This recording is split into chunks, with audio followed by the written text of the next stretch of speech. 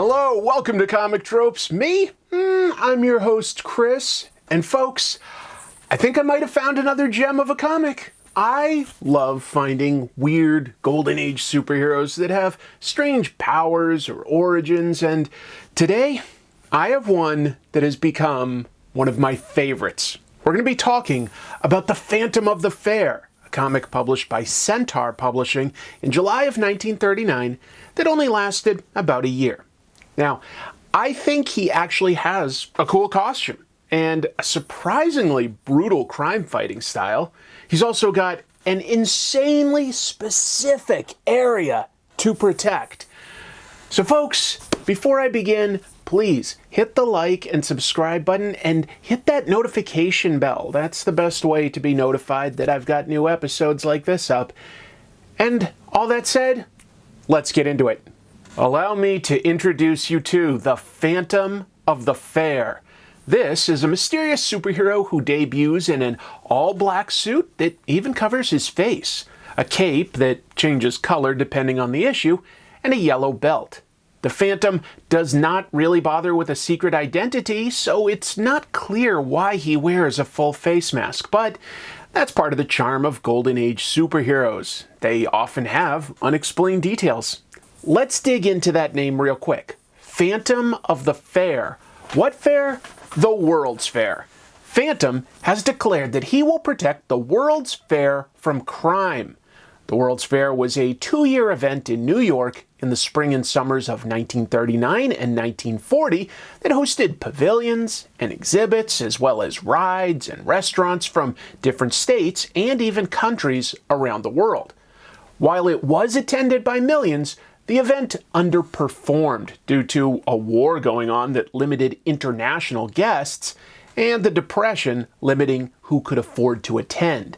Nevertheless, it was basically a really big amusement park. So, you may have superheroes like the Avengers protecting the world, compared to Spider-Man protecting New York City. Daredevil limits it even further by patrolling the Hell's Kitchen section of Manhattan. The Fantom would ask those heroes to hold his beer while he protected the equivalent of a Six Flags amusement park. But there was still a stunning amount of crime to be found. Fantom of the Fair first appeared in Amazing Mystery Funnies, Volume 2, Issue 7. He was written and drawn by Paul Gustafsson. Born in Finland, Paul and his family moved to America when he was 5 years old, and he got a degree as a civil engineer. It helps account for the fact that the artwork is clean and has pretty good anatomy compared to a lot of Golden Age comics. The first story begins with a sniper taking aim and shooting the ropes of scaffolding. It sends a random painter plunging to his doom until Fantom swings in and catches the painter, saving his life. Fantom then swings up to the sniper, who takes aim at him, but Fantom is swift enough to grab the rifle and has the strength to break it in half. He then lifts the sniper up and threatens to toss him off the roof unless he gives up whoever hired him. The police chase after the Fantom, and the Fantom runs around carrying the sniper for 2.5 pages. When you consider that these stories are all 8 pages long, that is a lot of story devoted to Fantom running around carrying someone.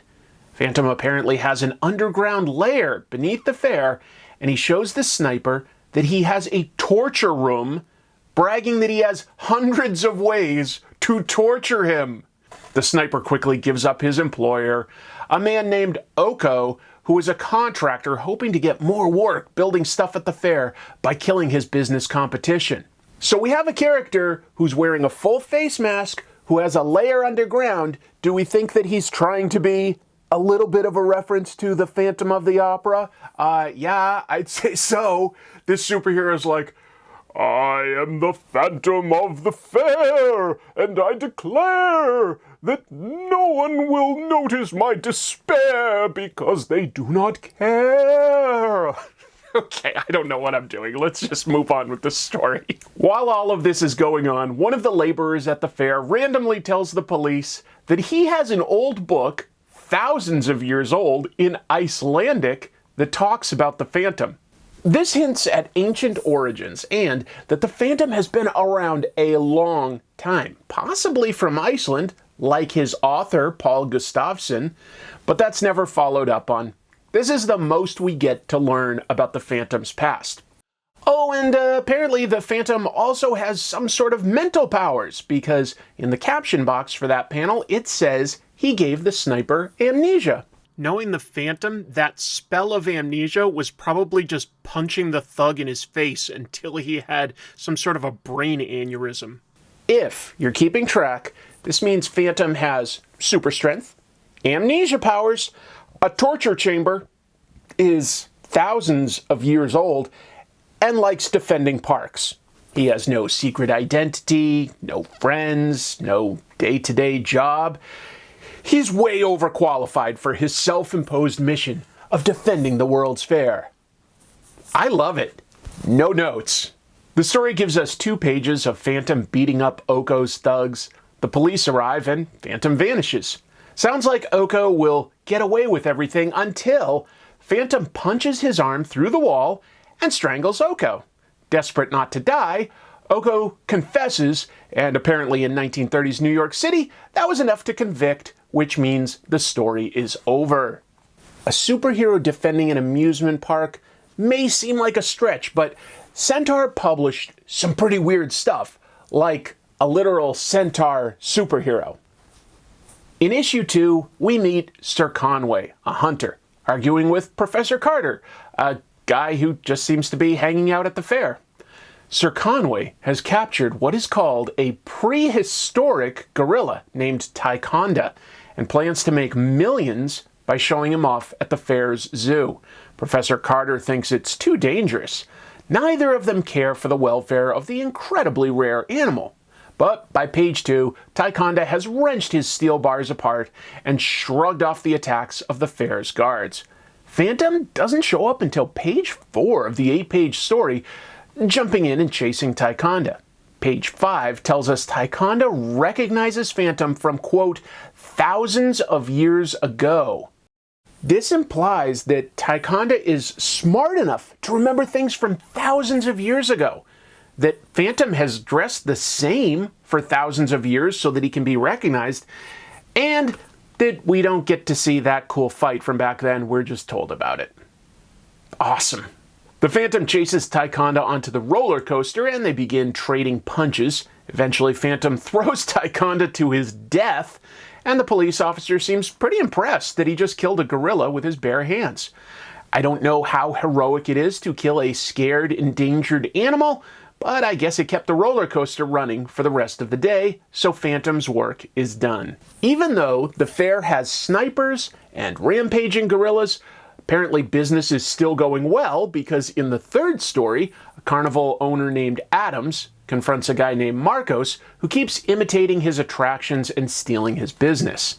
Marcos has his henchmen beat the shit out of Adams in front of his daughter Jane. While he recovers, Jane thinks up a solution to their business problems. She'll do her high dive, an attraction that's apparently too risky for Marcos to duplicate. Adams has a special tank built, but Marcos secretly adjusts it to be a bit too shallow. The tank manufacturer notices that it's too shallow and shouts out to Jane, but she's too eager and has already jumped. Fortunately, Fantom has apparently been watching everything and waiting for the most dramatic moment to show up. He also has the ability to fall faster than Jane, and he somehow kicks straight through the tank and the ground, landing in his underground river with Jane. Fantom swims Jane to safety and kind of lucks out to bump into one of Marcos's thugs who meddled with the water tank. That thug has paint on his shirt, which in the 1930s proves that he alone changed the depth of the water tank. Fantom tosses the man lightly, and while it doesn't seem like anything too dramatic, apparently life is fragile, because the police instantly declare the man dead. But there's still 2 pages left of the story, so Fantom beats up Marcos and also tosses him to the police. And I guess his little tosses are lethal, because Marcos whispers to the police, "You won't have any more trouble, Adams. I'm done for now. And he dies. Then Jane says she wishes she could know what Fantom is really like. Keep wishing, Jane, because you never show up in the comics again. So now we've had snipers, rogue gorillas, an attempted murder on one of the fair's performers. But what if Mother Nature herself also hated the fair? Because for the fourth story, a natural disaster hits the fair, but apparently people cannot resist paying to see tall buildings, zoo animals, and people diving into the water. Yeah, this issue starts with smoke and flames bursting up from beneath the asphalt streets of the fair. A local college professor and his geology students decide to go and observe. For science! But the secretary, Helen, knows that her father happens to be at the fair, and she runs off ahead of the students and teachers. Random people at the fair are falling through the road into what is called a river of boiling acid. But Fantom is around to catch them and give them a map to safety. It seems like Fantom's a little annoyed. Like, you don't know how to navigate my underground caverns? Fine, here's a map that I made. Ugh. An entire building from the fair falls down into the river of boiling acid, but Fantom manages to jump free of the danger. Meanwhile, Helen pushes her way past the police and commandeers the subway train, racing to the fair, which everyone is evacuating. I have no idea what she thinks she can do to help her father that the police and Fantom can't do, but she barrels towards danger. She's shouting that the train isn't going fast enough. Page 7 covers a lot of action. This is a golden age trope, a ton of stuff getting conveyed to us within one page. Fantom somehow jumps onto the moving train, gets to Helen, and swings free before the train crashes into the boiling acid. He then also steals back the map he lent to the men that he saved in the tunnels, and they say, "Oh, I guess he didn't want to leave the map of his underground domain." Yeah, I guess not, Brainiac. I mean, who wouldn't want to keep his torture room by the river of boiling acid a secret? It's just such prized real estate. Helen watches Fantom leave while her father states that, as a scientist, it's the strangest thing that he's ever seen, and he wonders how it happened. Well, this time it wasn't a super criminal or anything. It seems like God himself wants the fair to fail. The next story is an example of why I actually really like the Fantom of the Fair, even though it's absolutely insane. Page 1 just begins with Fantom fighting what is called an electro-robot at the fair. No boring setup, just straight to the action. As the fair attendees run away, one woman gets her foot caught on, I don't know, maybe some chairs? Golden Age artwork is rarely super detailed, so it's a little hard to tell. Fantom saves her from the robot, but she's twisted her ankle. So we get a bunch more panels of Fantom doing what he does best, carrying people around.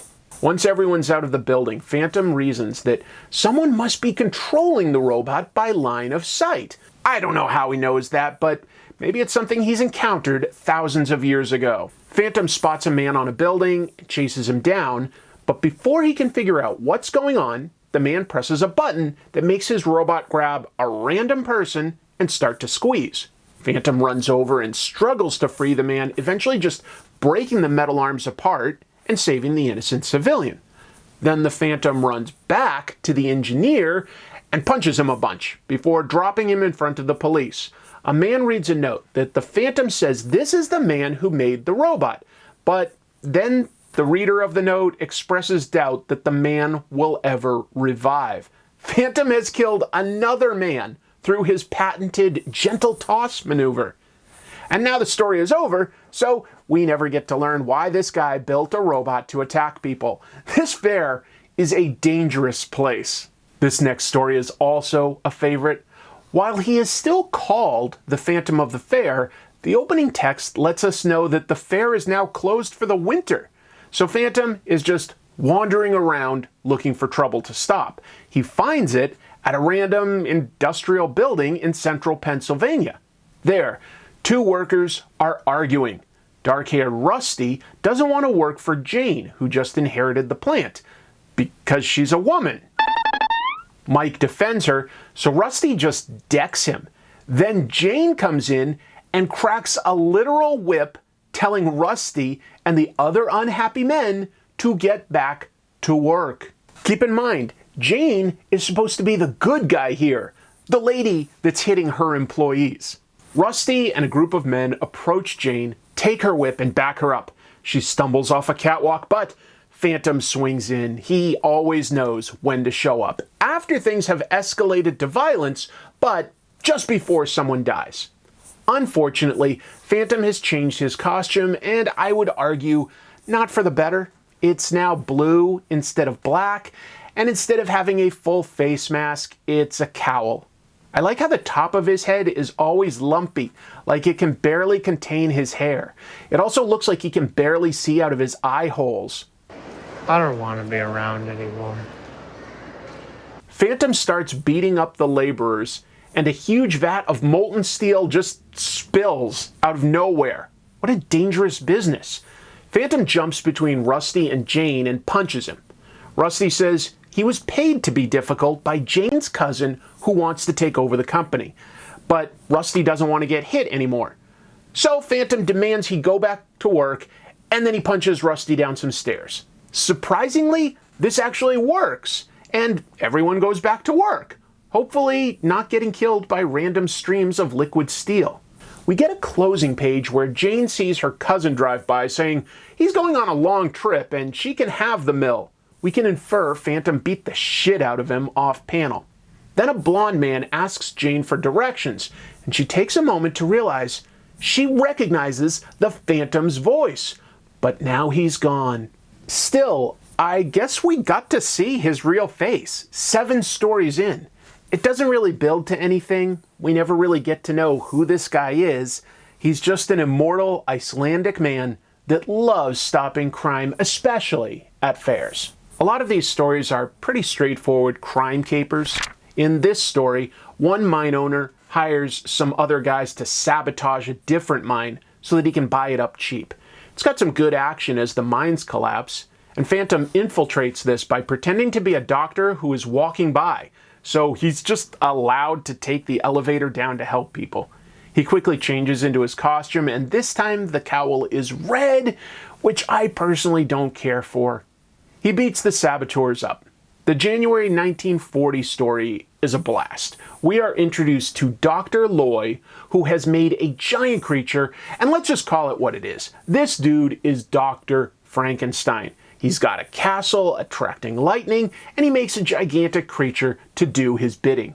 Dr. Loy says he'll take over the world, and yeah, this creature of his is pretty amazing. He can take a gunshot and not even slow down. And then Dr. Loy creates hundreds more.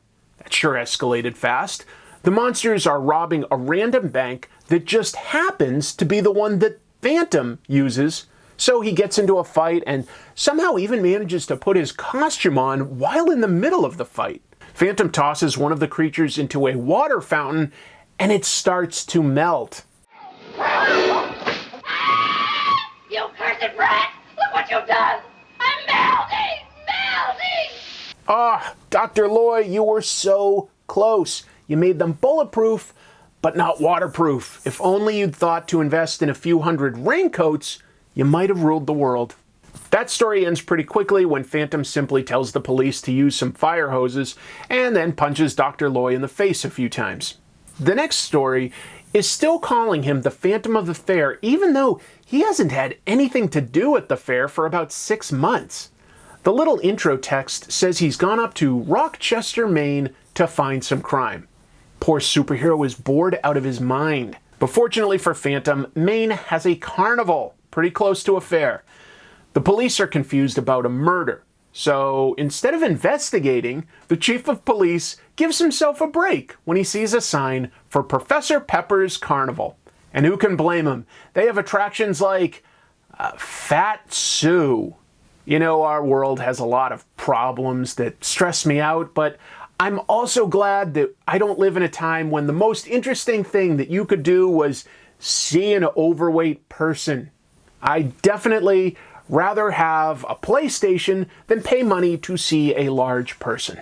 Editor Chris here to say that I was so proud of my observation until my friends told me that I was apparently blissfully unaware of shows like My 600-Pound Life. So absolutely nothing has changed in the nearly 100 years since this came out. This story is actually fairly similar to the last one, just on a smaller scale. There's a hypnotist that has a regular guy who he sticks needles in for a show.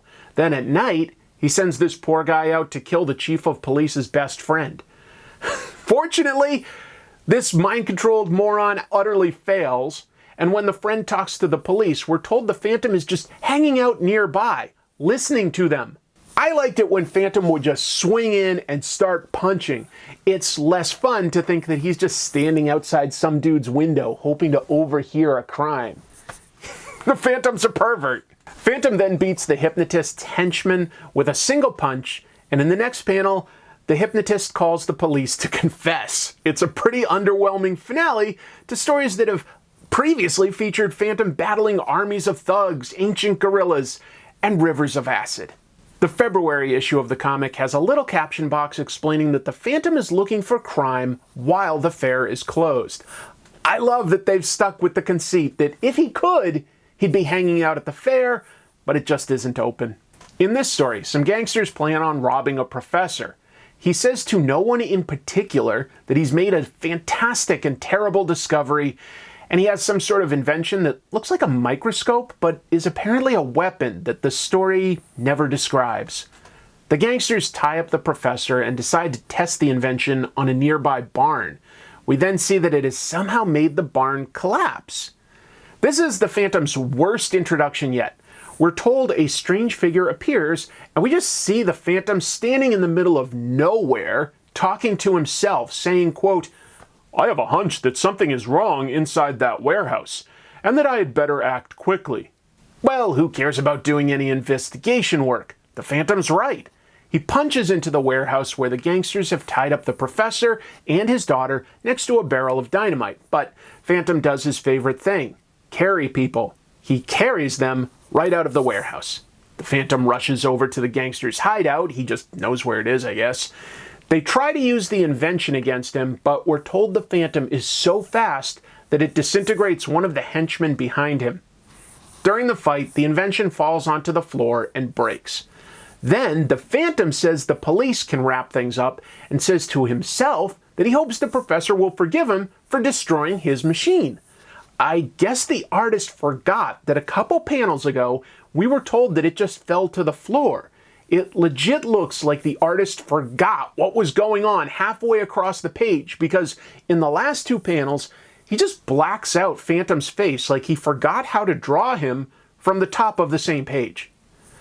Believe it or not, the Fantom goes back to the fair for the next story, but it's a pretty dull one about some thugs setting off bombs while running a racketeering ring. Fantom punches them, and that's about it.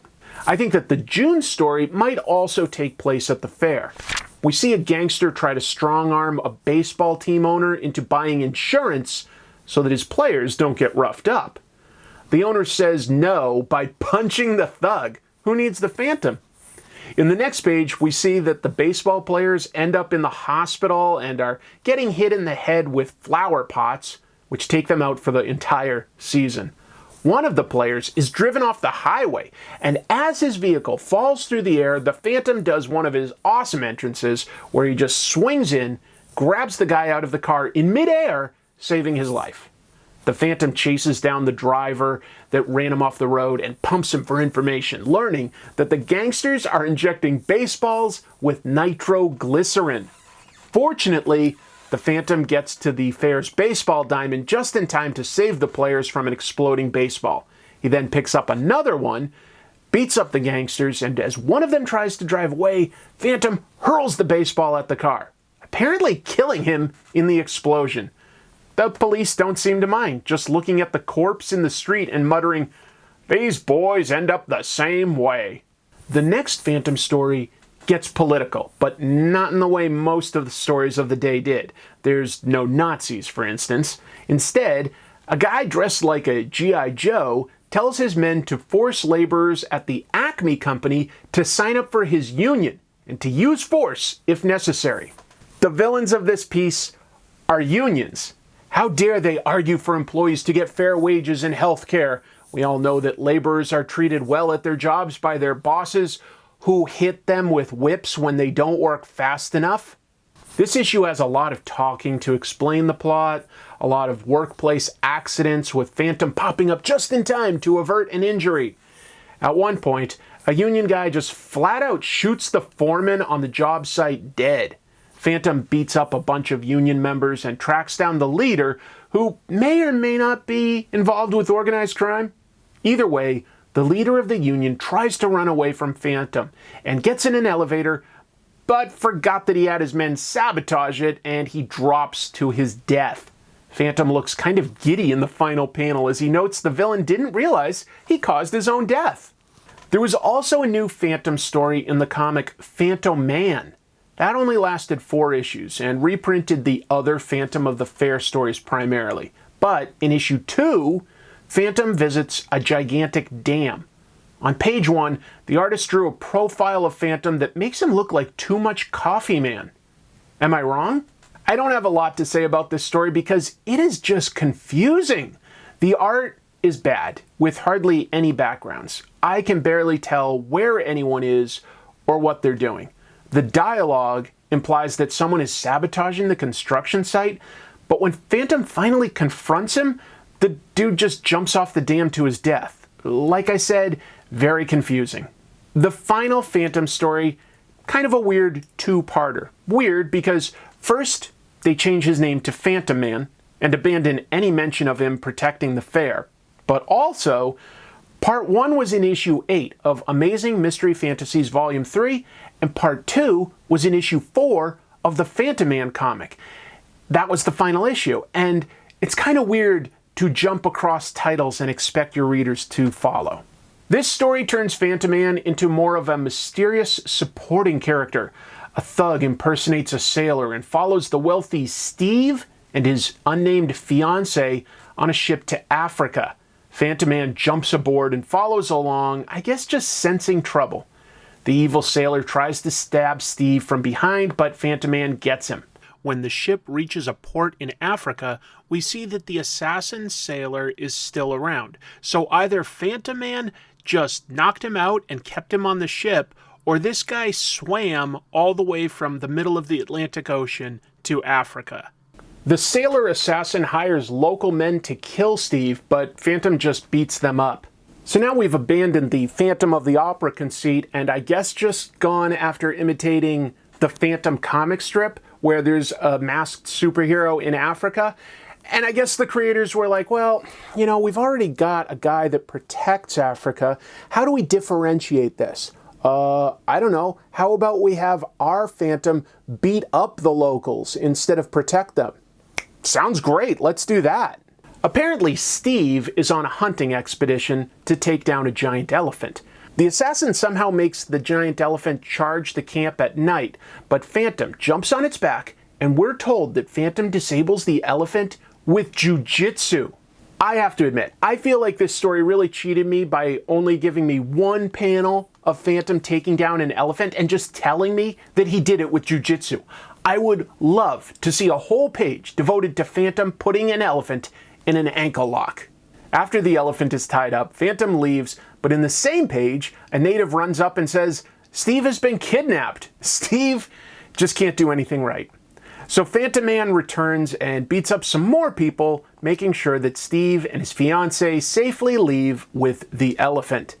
Then, the story continues in Phantom Man issue 4. The story starts right up, and we're told that the killer is named Limey, and he's still after Steve. Phantom Man jumps out of nowhere onto the ship, which is in the middle of the Atlantic Ocean, and just gets bonked in the head by a wrench for his troubles. Things get ugly here, as the ship is attacked by what the story calls savages. Phantom Man mercilessly hurls dynamite at them, and we're told that it is, quote, a torrent of explosive death. Fantom ultimately jumps into the water and battles Limey. He leaves Limey unconscious on an upended canoe. The natives that Limey hired to attack Steve are punched around by Phantom Man, and eventually, the chaos scares the elephant so much that it breaks out of its cage and swims to shore. And that's how the Fantom of the Fair ends. Steve says maybe it's for the best that the elephant went home, Limey is actually still alive, and we don't really know where Fantom is or what he'll do next. The comic ends saying that he'll be back next week, but he wasn't. That was pretty typical for Golden Age comics, though. Honestly, the Fantom got a longer run than plenty of others. And in fact, Centaur Publishing went out of business so quickly in the 1950s that by the 1960s, almost all of their characters entered the public domain, including the Phantom of the Fair. In 1986, DC published Secret Origins Issue 7, which included the origin of the Golden Age Sandman. In it, DC reimagined the Phantom as a villain who attacks the World Fair on day one and declares that he will terrorize it. Note that DC also changed the spelling of the name. Ultimately, Sandman knocks a big robot on top of Fantom to beat him. In 1996, that story was expanded into a 4-issue arc in Sandman Mystery Theater issues 41 through 44. Writers Matt Wagner, Stephen T. Siegel, and artist Guy Davis gave us a much creepier Phantom of the Fair who is a serial killer preying on gay men. This version appears to die in a big car crash in the final issue of the story. In between those two DC stories, the indie publisher Malibu also used Fantom. Malibu Comics used Fantom and a bunch of other Centaur Publications superheroes that were in the public domain in their comic The Protectors.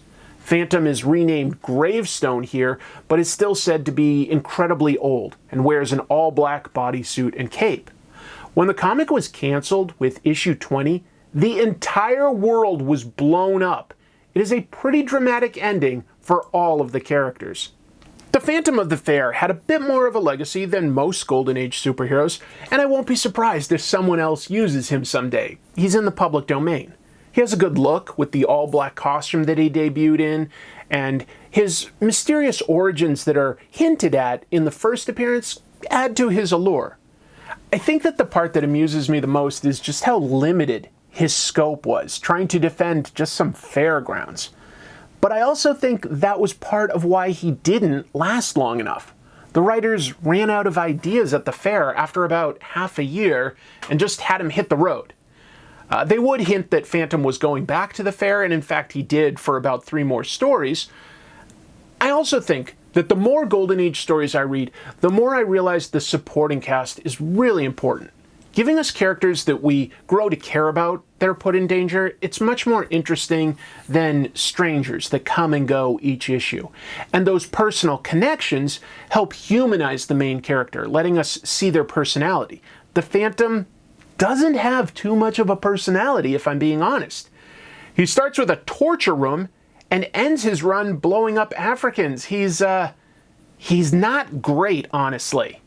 But I guess if you build yourself a fair over boiling acid rivers and import killer gorillas, he is the guy that you would want to have your back.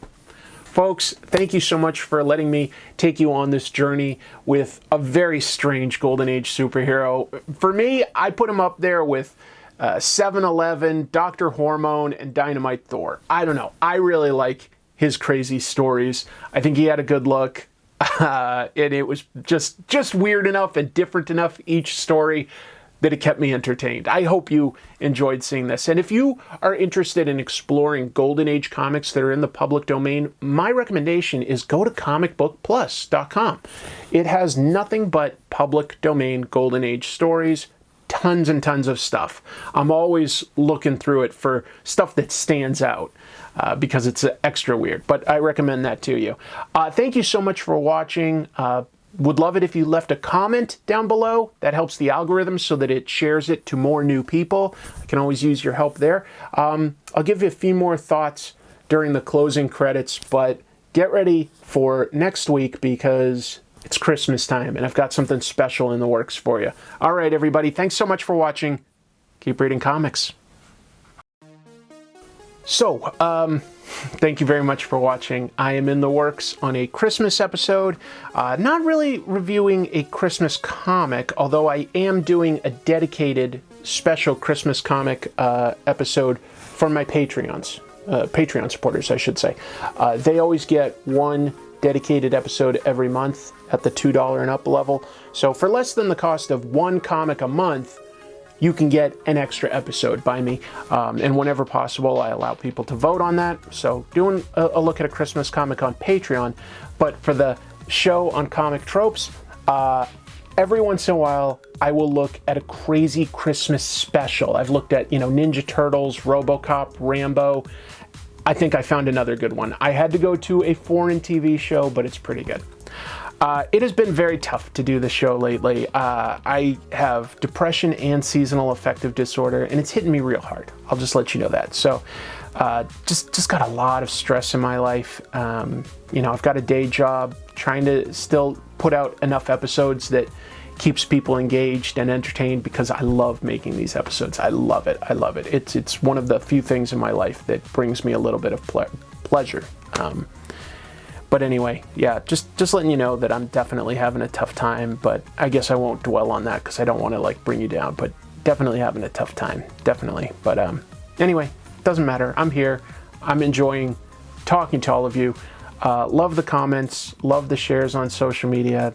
What a great community. And I love seeing everybody that shows up to my weekly live show on Mondays on the Comic Tropes After Dark channel. Thank you for everything, everybody. Happy holidays.